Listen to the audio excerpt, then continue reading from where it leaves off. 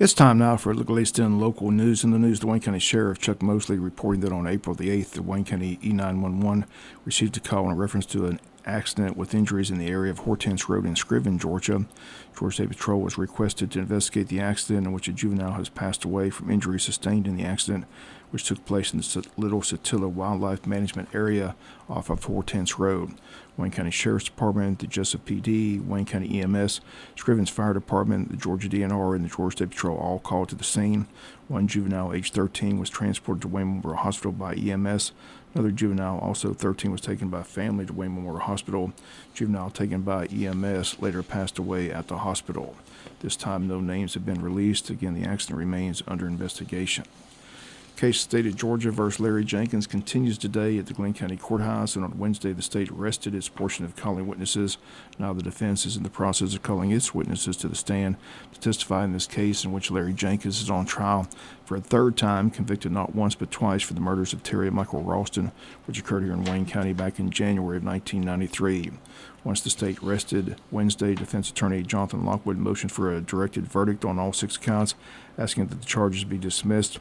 DA Keith Higgins argued that there is sufficient evidence thus far presented in the case that it should proceed to the jury. Superior Court Judge Stephen Scarlett agreed and denied the defense's motion for a directed verdict. State ended its portion of its case on Wednesday with testimony from Dr. John Parker. Again, he's also deceased but performed the autopsies on the Ralstons back in '93.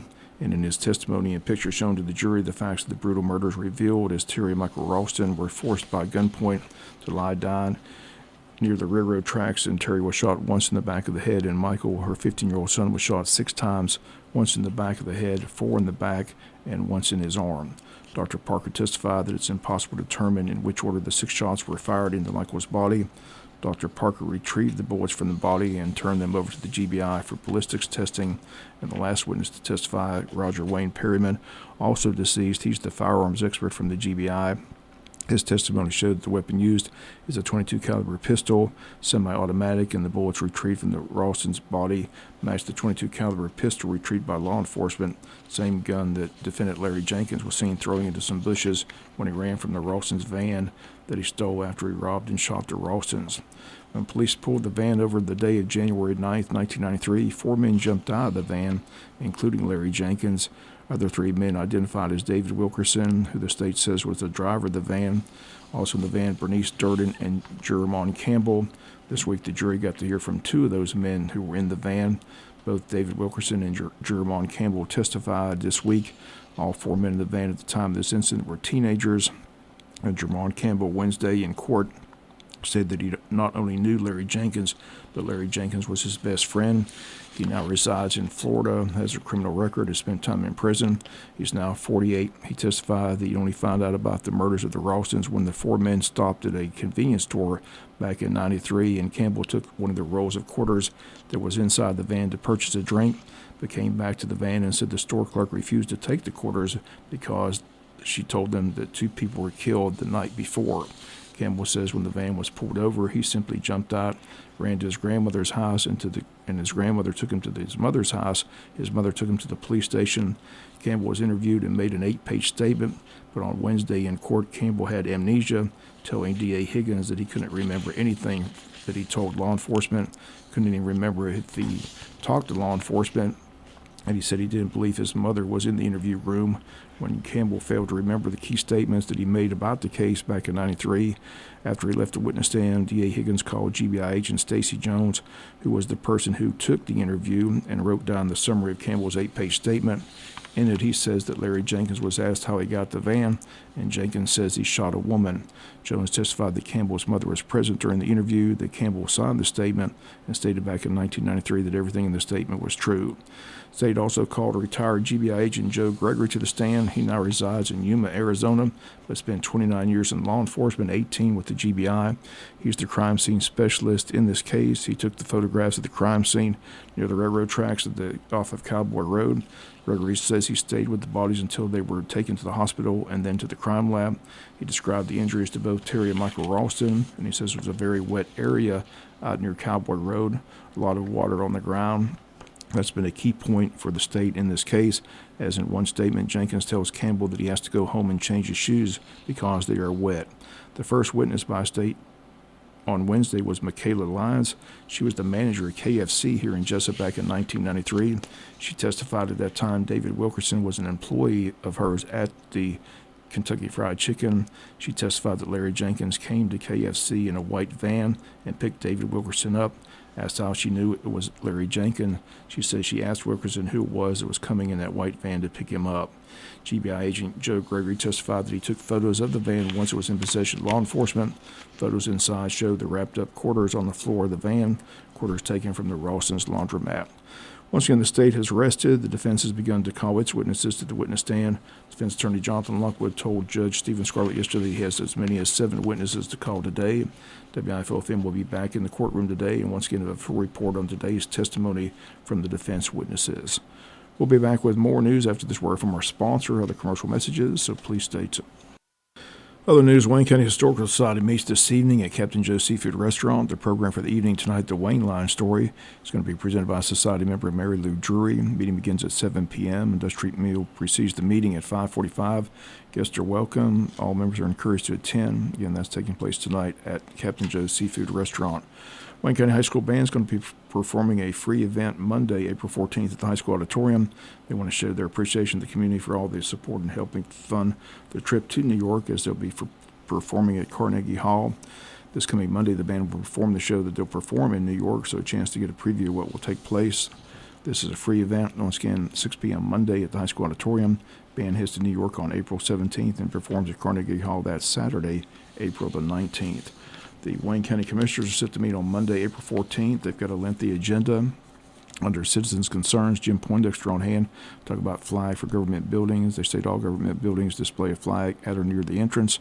Cameron Mitchell, SBA Office of Disaster Recovery and Resilience, in reference to disaster assistance, filing deadline April 27th. Jim Holmes, to talk about animal control ordinance, wants to know the number of pets you can have on property. There is a beer and wine license hearing for Sonny's Corner, formerly Gardai Tire and Grocery. Under new business, consider and approve the beer and wine license for that location. Building Inspector Kyle Jones on the agenda, consider and approve permit fee schedule revision. Tax Commissioner Adley Harnage on the agenda for several items. Consider and approve resolution to write off ad valorem tax bills $5 or less. Also to approve the tax commissioners to correct clerical errors prior to getting the corrections from the tax assessor's office, and also to consider and approve the tax commissioner to approve contract for service agreements for the City of Odom and the City of Scriven. Road Superintendent Kevin McGrady on hand for 2 items: approved bid for zero-turn lawnmower and approved bid for water pump. Sheriff Chuck Mosley on the agenda, consider and approve bid for 4 2025 Ford F-150 pickup trucks. Rec Director Lamar Eccles on the agenda to consider and approve bids for football field lights. Election Supervisor Robbie Smart to talk about election compensation. Consider and approve bids for transit metal building. Consider and approve audit for District Attorney's Office. Consider and approve resolution amending the ARP budget for 2024. And Judge Ray Gordon signed bridge dedication. Walter Griffiths Bridge on the agenda as well. Several board appointments, items with the administrator, items with the county clerk, items with the commissioners. Again, all this taking place on Monday, 6 p.m. at the Wayne County Commissioners Meeting Room. We'll be back with some final news notes after this word from our sponsor, other commercial messages, so please stay tuned. Final notes and news: tickets for the Wayne County Chamber of Commerce annual post-legislative luncheon are on sale at the Chamber office. They're $30 for Chamber members, $40 for non-members, but everyone is invited to come hear from our local representatives who recently ended the legislative session this past Friday. Guest speakers at the luncheon will be State Senator Blake Tillery, along with State Representatives Stephen Meeks and Buddy DeLoach. The date of the luncheon is April 22nd. It'll be held from 11 to 1 at Coastal Pines Technical College. If you need tickets or information, contact the Wayne County Chamber of Commerce. That number is 912-427-2028. Community-wide blood drive set for Monday, April 21st at the Calvary Baptist Church Gymnasium, 12 to 6 p.m., sponsored by the Jesup Shriners Ladies Auxiliary. To schedule an appointment, they ask you to please visit redcrossblood.org, enter Jesup to schedule an appointment. Walk-ins will also be welcome. Again, Monday, April 21st, 12 to 6 p.m. at the Calvary Baptist Church Gymnasium, located at 415 East Cherry Street in Jesup. Wayne County Board of Tourism Spring Fair is still open. They have seen good crowds. Remind everyone the admission Admission is $15. That includes all the rides. Some rides may be limited by height. The time, again, Monday through Thursday, 6 to 10, Friday and Saturday, 6 to 11. Any more information, go to the Tourism Board website, waynetourism.com, or call the office at 912-427-3233. Also, this Saturday is the Tourism Board's River Run, the paddle event. It's an event. In this event, it's free, but each participant must sign a participation waiver. 2 different paddles on Saturday, one 11-mile paddle, which begins at the Gleason Copeland Landing. The other a 16-mile paddle, which begins at JC Landing. Once again, if you need more information about the River Run this Saturday, contact the Tourism Board office, 912-427-3233. The Shine the Light seminar is scheduled for April 15th at the high school commons area in the high school. It's a seminar on human trafficking. Will feature Rhett Burford from the Jesup PD, others who are involved in educating the community about this subject. Survivor Christy Lee, who now resides in Long County and has written a book on the subject entitled I Am Her. She'll be at the seminar as well. This event takes place at the high school commons area. Again, the date, April 15th from 6:30 to 8:30. Sponsoring the event will be the Rotary Club of Jesup, the Lily and Sparrow Anchor and Wellness Junior Board, Safe Harbor, Jesup PD, and the Boys and Girls Club. Once again, a free event, and they invite the community to attend to learn more about the warning signs and statistics, hear from survivors and their stories, and get information on local resources to help educate the community about the trafficking issues in this area. That'll do it for the latest in local news. Sports comes your way in a few minutes. Bob Morgan, have a great day.